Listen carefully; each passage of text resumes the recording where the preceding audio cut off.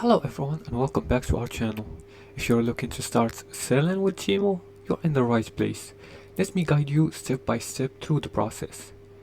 The first step is to understand the opportunity.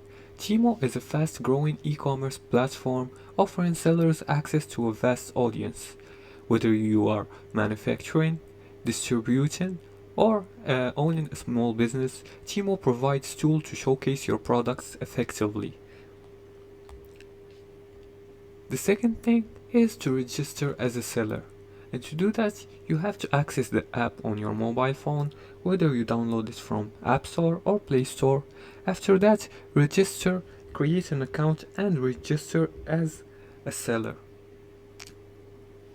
After you register as a seller, just visit the team website or app and scroll to the Sell and Us section and fill out the seller application form providing details about your business, products and contact informations.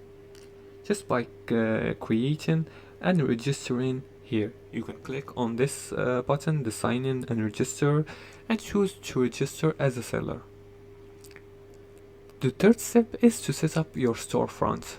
Once approved, create your store by uploading a logo, a banner, and a detailed description, and list your products with high-quality images, competitive pricing, and clear description to attract buyers. The fourth thing is to learn Temu's selling policies. Familiarize yourself with their guidelines on shipping, returns, and customer service to maintain a good reputation, and optimize for success.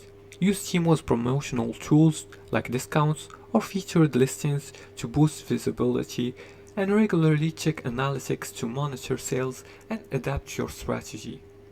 For more tips, offer competitive pricing and fast shipping to stand out, and respond promptly to customer inquiries for better reviews, and also stay consistent with inventory updates to avoid cancelled orders. And that's it. These were some informations about how to sell with Temu.